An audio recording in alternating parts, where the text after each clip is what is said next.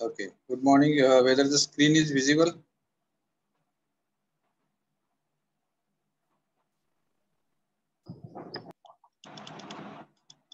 Yes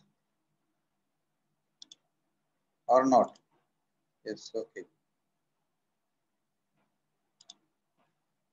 So yesterday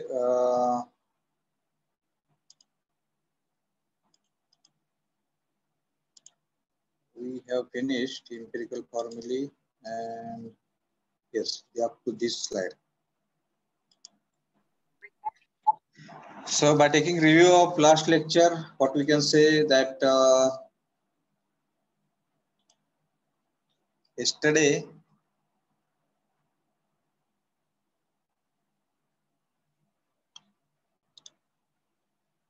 visible and yeah, good. So yesterday we have just started this knuckle joint, and also we have seen how the failure may take place in case of this knuckle joint. We have covered first part, that is design of rod by finding the dimension of that rod, and once we find the capital D, then we have also find out the D1, capital D1 value, that is the diameter of that outer diameter of that eye, okay, by the empirical formulae. And later on we have started to design the pin. First of all, we have checked that pin in shear. The pin shear is taking place in double shear. That's why we have taken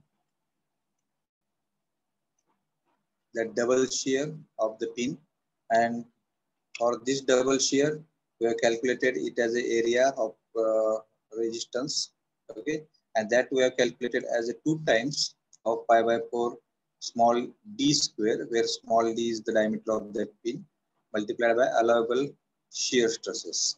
Okay, from this equation we are going to find out the d, that is small d, diameter of the pin, and this diameter which we have calculated or which we have find out, we are going to check for the bending stresses, right? In case of bending stresses, already I have told you that this bending is nothing but either the value of tensile stress or compressive stress, and most of the case we are going to take the tensile stress only. Once you check this diameter which we have calculated is suitable for the allowable tensile stress, then we can say that this dimension which we have calculated is acceptable.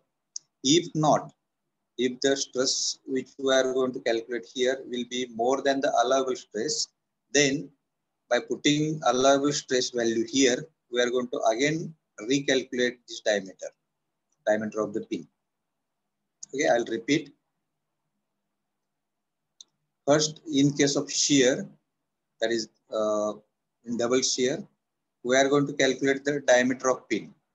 Once we find the diameter of pin, by putting that value here, we are going to check whether this bending stresses, that is either tensile or compressive, most of the case tensile stress is having value, or the value which we are going to calculate is less than the allowable tensile stress. If the allowable tensile stress is more than the value which we are going to get here, then we can say this D which we have calculated from the shear stress is acceptable. If not, if this condition is not achieved, then what we are going to do? We are going to put allowable stress value here, and we are going to calculate this D. And that value of T we are going to choose for the next application, or we are going to use it for the further design. Okay. So once we go from this step, we can go further. And from the empirical relationship, we are going to find out the diameter of head of the pin. And then afterwards, we are going to find out the outer diameter of single eye, Once we find the outer diameter of single eye by means of empirical formulae, this formulae, then we are going to check it for the tensile failure. Okay. Yesterday we have covered this part. Now we are going to see how we can check it for the tensile failure. If you are remembering that the animation which we have seen, then we come to know that how the failure of that single eye is taking place. Now this single eye failure is taking place in tensile at these two places. This place we are going to choose because here the weaker section will be there for the single eye. Okay, and that's why the area which is resisting to the tensile stress is this shaded area, and we have to calculate this area. Okay, then area multiplied by allowable stress will be the load carrying capacity. Okay, load carrying capacity, and further we can calculate our allowable stress we can calculate. Okay, so this area is calculated as this is nothing but like this. Okay, here it is that failure. This value is D, and this value is DO, outer diameter. Okay, so just we are going to subtract this D from DO, okay, and multiplied by the thickness which we have already calculated from the empirical formula. Now here, if suppose we get the value of tensile stress, allowable tensile stress, less than that means the value of tensile stress less than the allowable tensile stress, then we can say the diameters which we have selected, which we have find out, that is small d and DO and T1 are same, and hence we can use these dimensions. I repeat once again, this sigma T which we are going to calculate here, sigma T is nothing but force upon area. Force how much we are going to apply, that is the pull, divided by area which is resisting. That area is DO minus D multiplied by T1. Now here you may ask question that these are the two areas. That's why we are not multiplying by the 2. We are not multiplying by the 2 because we are going to calculate this area. How we can find out this length? This length is nothing but DO minus D divided by 2. Then we can get this length, and this is T1. So multiplied by T1. Then will become this particular area, single area. Okay, and multiplied by 2, then we can add this area also. So if you are going to multiply here with 2, this 2 will get cancelled, and hence it is D O minus D multiplied by T, which is written here. Okay, so if this value of sigma T, which we are going to calculate, is this sigma T is less than allowable sigma T. This allowable value is given in the statement. While solving problem, we can see what data is given in the statement and how we can utilize that data. But here we can say if the stress value, tensile stress value is coming less than the allowable stress value, then we can say this DO, which already we have calculated from the empirical formula, then D, which we have calculated from bending stress or from the shear stress in the pin, and T1, which we have calculated from the empirical formula previously by finding the diameter of that rod, okay, main rod. Then these values are acceptable and we can go further for the design. If this tensile stress value is not less than the allowable stress value, then again we have to go back and we have to find out the dimensions. That is, we have to find D, DO, and T1. We have to change it. Okay. So from this step, we can go back if the condition is not satisfied, and again redesign it. Again, we have to use the procedure by means of which we can find the dimensions. Okay, we have to increase that value, that values which we have calculated. Okay, this is what the procedure is. It doesn't happen generally. The values which we are going to calculate from the shear stress for the pin is sustaining bending stress, or a value which we are going to calculate from the bending stress of the pin will be sustained tensile stress. Okay, so in case of this single eye, is it clear? Is it clear? Can we go to next slide? If you have any doubt, please ask.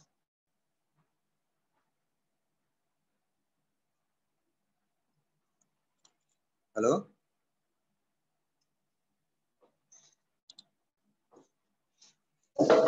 Yes, clear?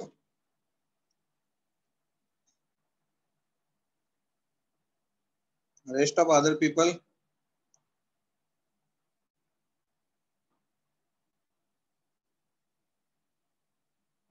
Okay, okay. So it is confirmed that you are listening me. Yes. May I know Patil?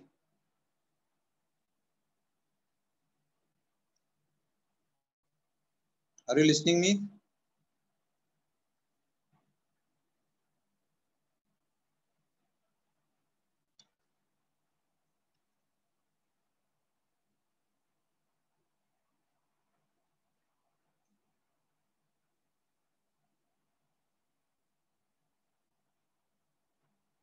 Yes,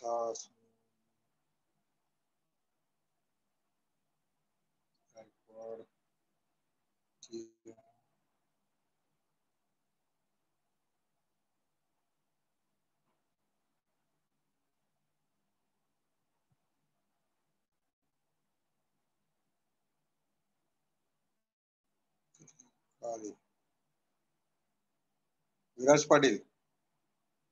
Yes, sir. Okay. Yesterday, when I take your name, you was unable to answer. At the end of lecture, I was calling your name. Anyway, that's why I checked today. No problem. Is it clear, Viraj Patil? Yes, sir. Okay. So we'll go further. And we are going to check it for the shear. Okay, for the shear, when we are going to consider the shear stress,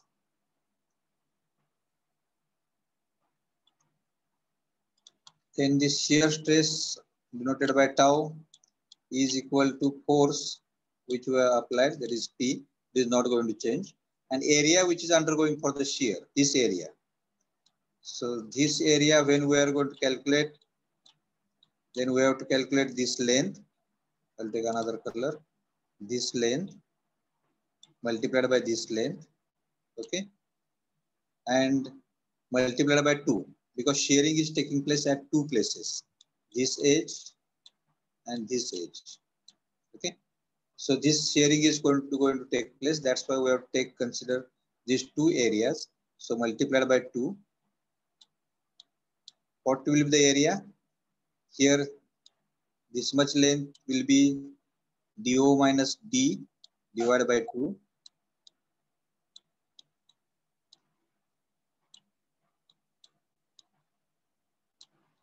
Okay, multiply with thickness T1, right? So these two get cancelled, and we are going to get this shear stress as P divided by DO minus D into T1. Okay. Let me ask one question. What was the previous formula which you have calculated for the tensile failure?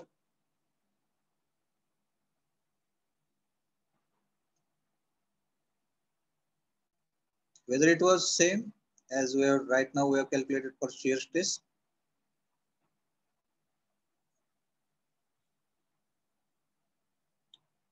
This formula.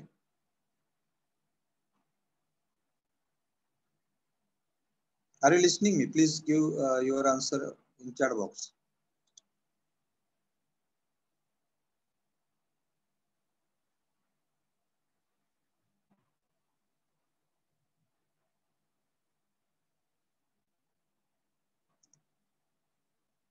My question, whether you got my question? My question is that the formula which we have derived for the shear stress, is it not same as we have calculated for the tensile stress?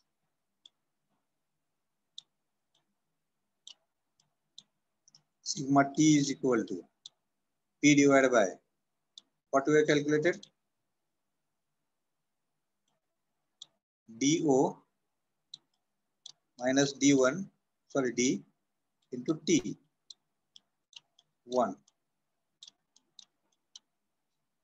Is it not the same for the shear and tensile also? Yes or not?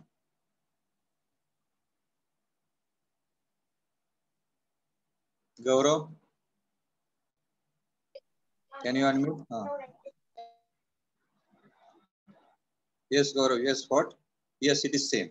Then my question, this is my, actually if it is same, just I was confirming that whether it is same or not. Then my question is that what will happen for the shear and tensile stress?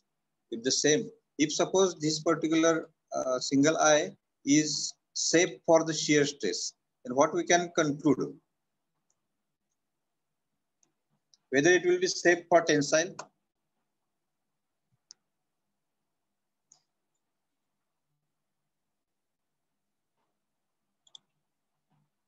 Because we know that shear stress is how much? Half of the tensile stress.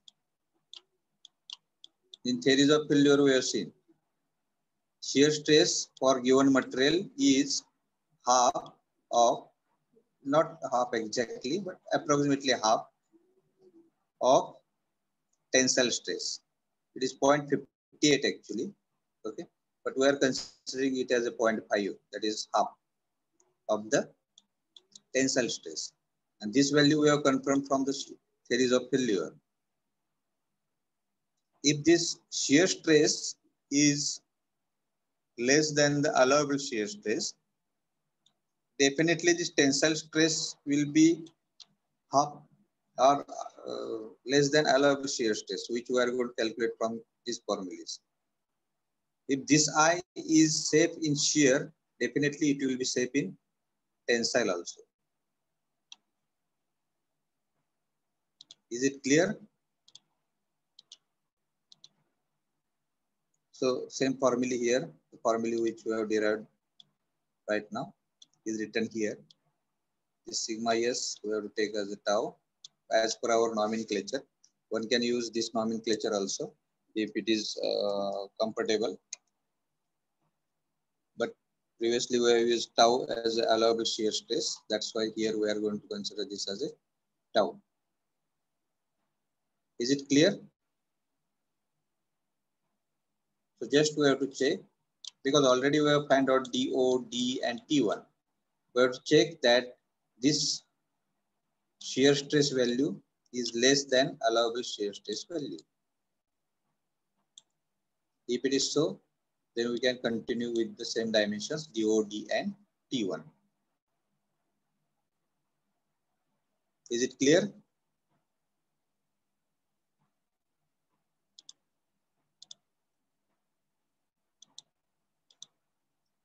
And next we are going to see the crushing failure. Now for the crushing failure, exactly what we have to consider is this area. Okay, it is red. I'll take some different color because pin is going to crush on this area when we are going to apply the pull in this direction. Okay, and this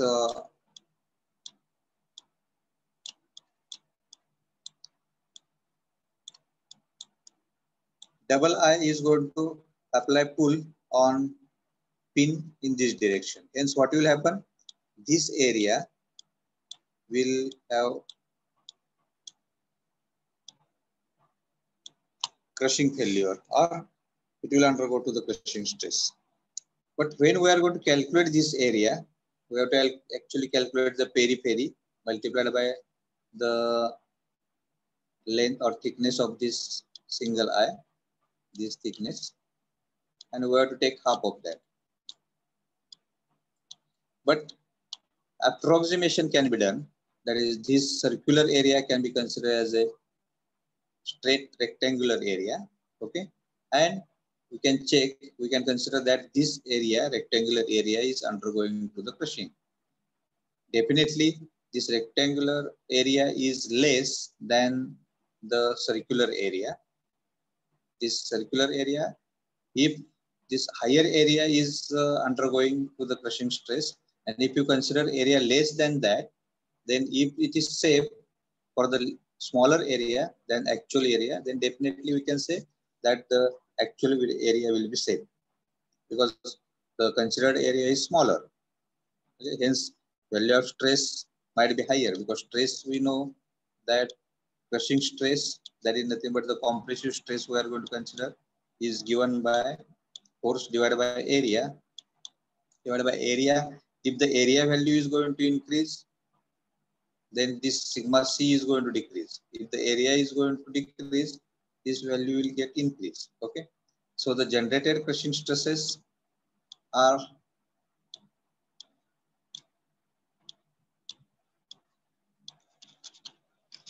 less than the allowable compressive stresses, then definitely the dimensions which we have selected are safe. Okay, so which area we are going to consider? This rectangular area. This rectangular area, how we are going to calculate? Its width d multiplied by thickness t1. Okay, so this area we are going to calculate. Here we are not going to find any new dimensions for this single eye. Already we have calculated this diameter of pin. Already we have calculated thickness of this single eye. So we are not going to find out any new dimension, but just we are going to check whether this value which we are going to calculate as a crushing stress by considering the crushing failure is less than the allowable value, the sigma c allowable. If it is so, then we can say this D and this T1 are safe. Okay, but we have to go through this procedure that whether the crushing stresses are within the acceptable limit or not. Got it? And if not, repeat the procedure by considering higher dimensions. Is it clear?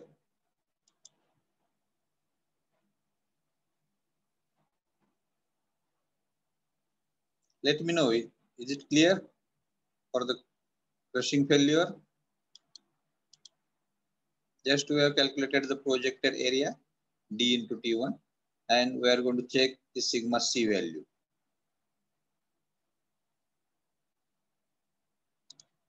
Is it clear? Yes. Okay. Now we are going to find out dimensions for the fork. Okay. Fork, that is double I. Again, another name we are going to give to that fork, that is double I. Now, if we are going to calculate the value of tensile, the failure of that double I under the tensile stress. Okay, then DO, that is the outer diameter, as calculated in single eye, that same value is for the double eye, outer diameter of the eye minus d inner diameter of eye or diameter of pin. Okay, it is undergoing for the tensile. Okay, here we can see. Oh, which we have seen in the animation, like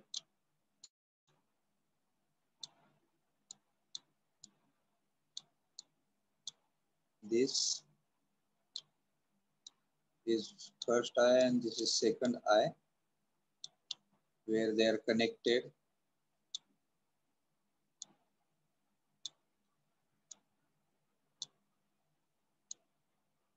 Are you remembering it?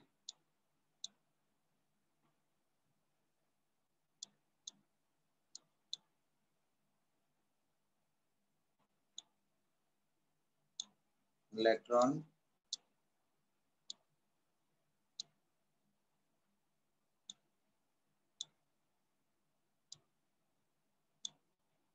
this is somewhat figure, and here we are going to calculate this area, which is undergoing to the tensile stress. Different color I will use. This area plus this area.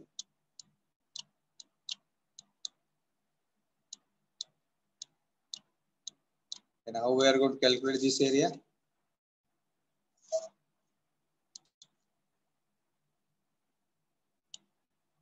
This length, is it visible? This color is not visible, I think.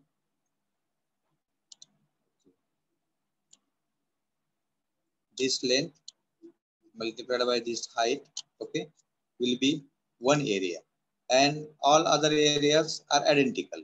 So you can multiply by 4. But if you are going to find out this area, how we can find?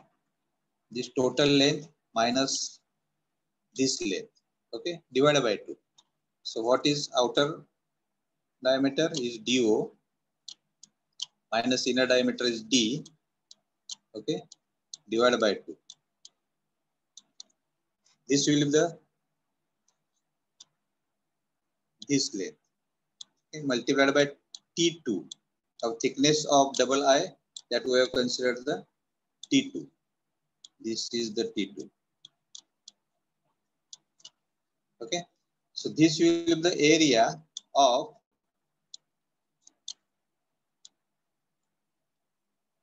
one section. This section we have to multiply by 4 because there are 4 such sections. Okay, so this 2 will be 2 here, and what we are going to get? 2 multiplied by DO minus D into T2, this area. So force is equal to area multiplied by allowable stress. This allowable stress value sigma T, because here we are not going to find out any new dimension. T2 already we have taken from the empirical formula. D0 or DO, that is outer diameter, already we have calculated. Then D, that is the diameter of pin, that already we have calculated. Okay. Then what we have to do? We have to just check whether this sigma T value, that which we are going to get from this formula, is less than allowable tensile stress value. Getting? So in this case also, we are going to find this allowable value, whether the calculated value is less than the allowable. If yes, we'll go further. Now this is failure of fork in tensile. Now failure of fork in shear, that also will come this area, these 4 areas only. How? Because they are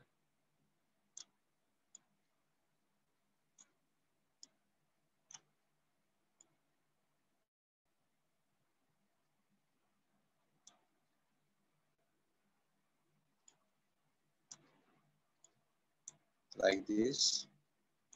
The fork is.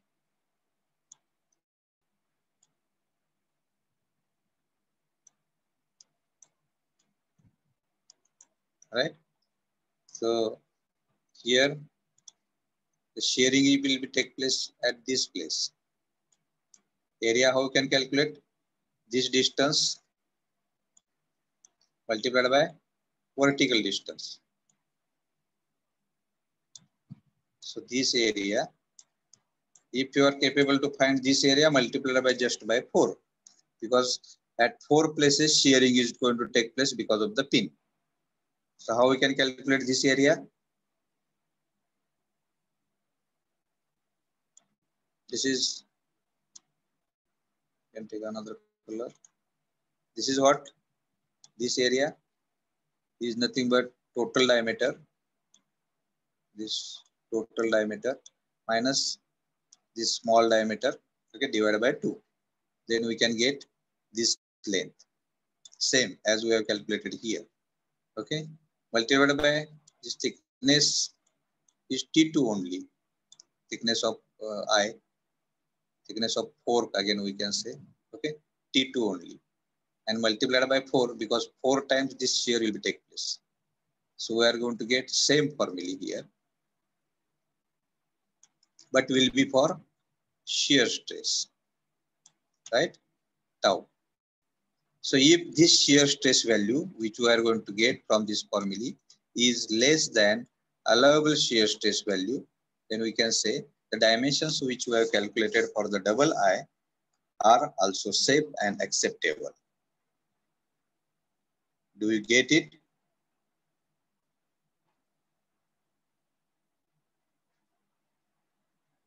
Unless until you are not going to put your views in chat box or you are not going to unmute yourself, I cannot understand that everybody has got it. Should I repeat it? You can, yes, you can ask that, sir, here I don't understand what you have calculated, how you have calculated. Also, you can say why you have calculated it. असंच घ्यायची काय गरज आहे? दुसरा एखादा वे आहे का की ज्याच्यातून आपण ते फाइंड आउट करू शकतो?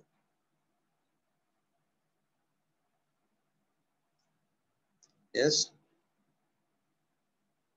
I received only one comment, Rakesh.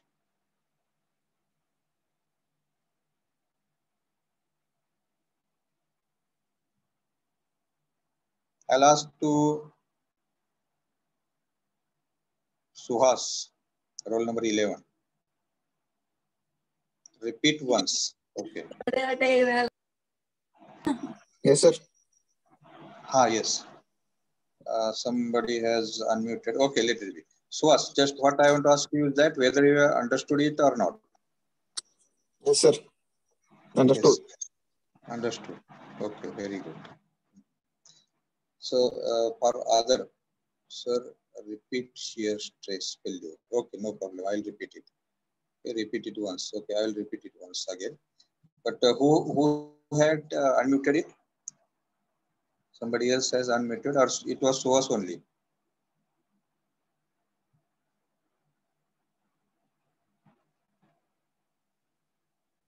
Okay. So once again, I will repeat. I'll repeat from the tensile only. Okay. So that Gaurav, you will get the shear, and Misal wanted to repeat it once again. Okay, no problem.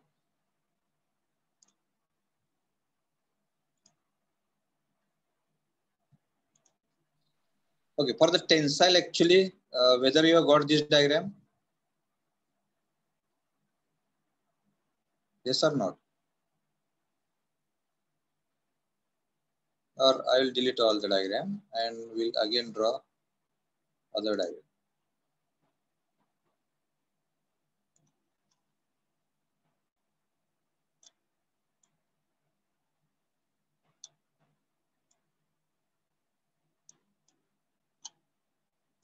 Or double I, we know that fork. Okay.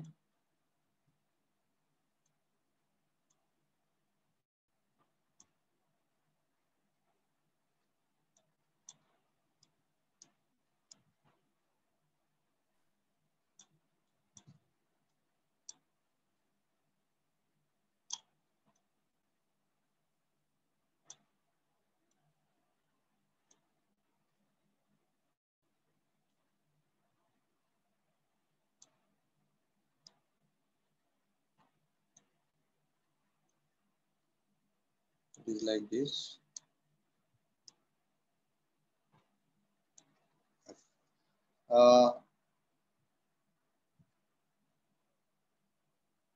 Ajay Sulke. Ajay Sulke, will you unmute yourself? Hello, sir. What you are showing, whether you are listening us in sleep mode. No, sir. Then see, everything is going to get recorded. Huh? So take care. Okay, let it be. So when we are going to consider this, okay, here also, and this is like this.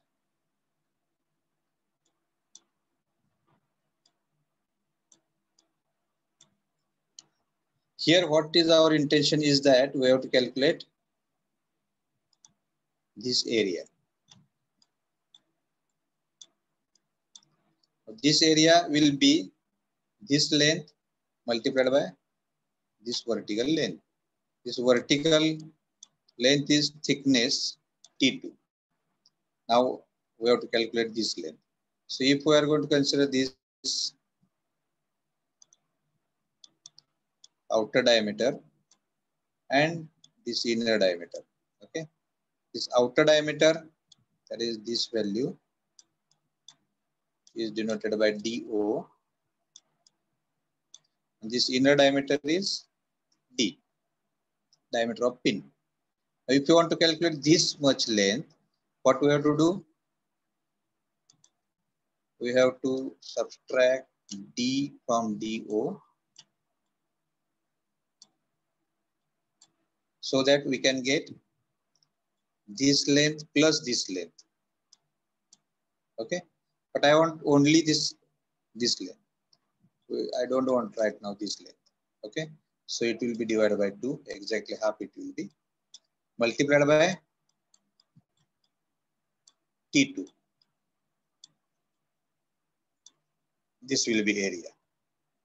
Now this total area which I have calculated, okay, is for one section only. Likewise, we are going to have 4 identical sections where the tensile failure is going to take place. Okay, so we have to multiply it by the 4. So for these 2, we can write as a,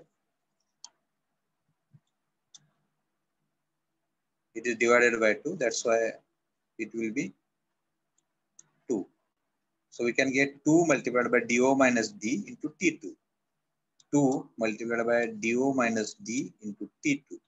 And here we are going to consider tensile stress. Now DO already calculated, D already calculated, T2 also already calculated. And for this given load, we can check the sigma T value. We will get this sigma T value. And just we have to check whether it is less than the allowable tensile stress value. If it is yes, go further. Okay, that means DO, D, and T2, which we have calculated, are same. This is for the tensile failure. Now we'll see, is it clear for the tensile failure? You can write comment. Yes.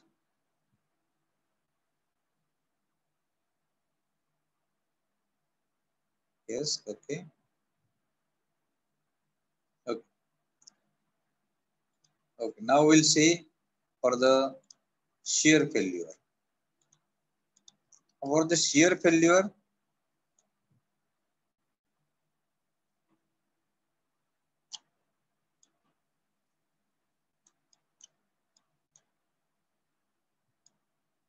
this is double I.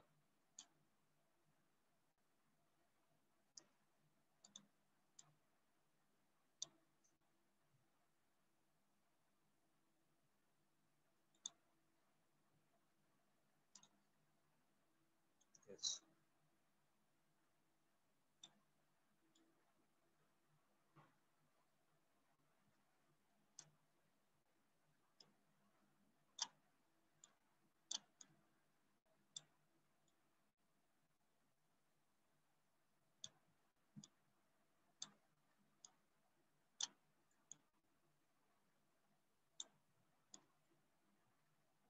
Is it clear?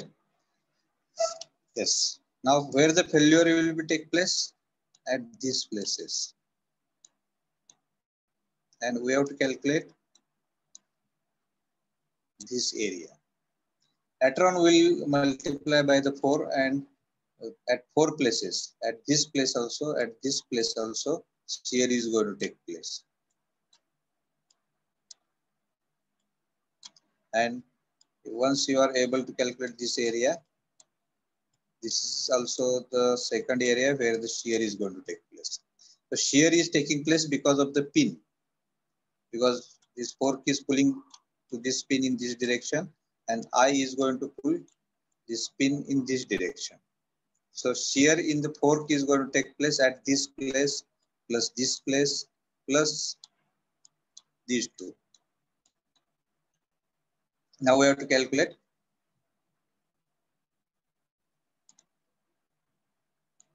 this length and this vertical height. This vertical height is T2, that is thickness of fork. This length when we are going to calculate, then this D and this DO, okay, that is this diameter and this diameter we have to consider. Likewise, what we can say, this DO minus D will be this length plus this length. Now I don't want this length right now. I want only this. So it will be divided by 2 multiplied by T1. Oh, sorry, T2. Okay. And such shear areas are 4 in the fork. It will be 2 in the eye, single eye, but it will be 4 in case of double eye or in this 4. Okay. That's why this will be 2 multiplied by DO minus D into T2. So 2 multiplied by... yes. Yes, please. Hello, sir. Yes. I can listen you, please. Voice not audible, sir. My voice is not audible.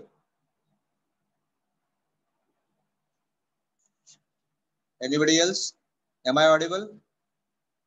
Rakesh, Yes, sir, Rishikesh audible. is saying it is audible. Rishikesh, check your connections.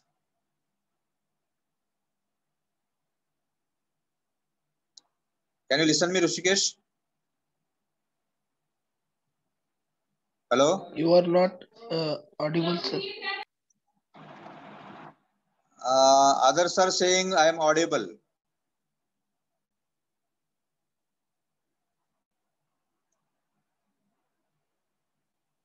Hello?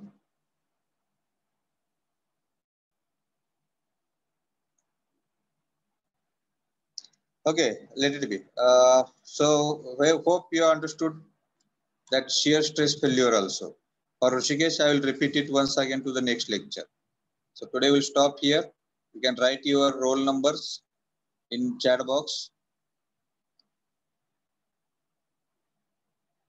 Thank you for listening me.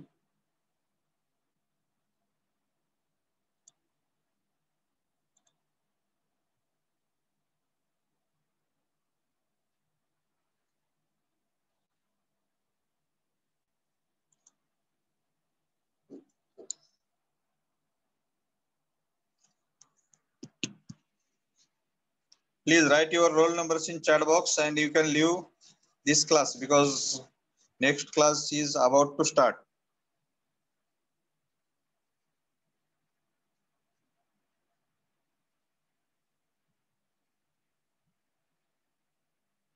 Once you write your roll number, you can leave this class.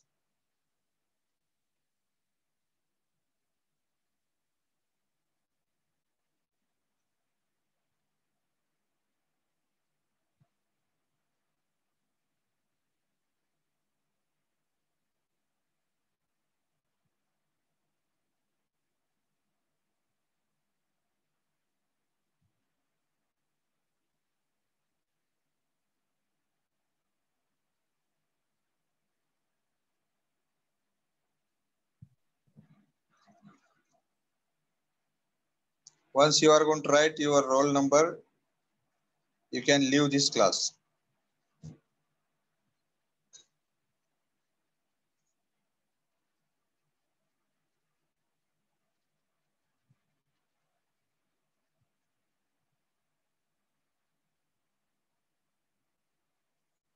Rahul Chaudhary, can you listen me?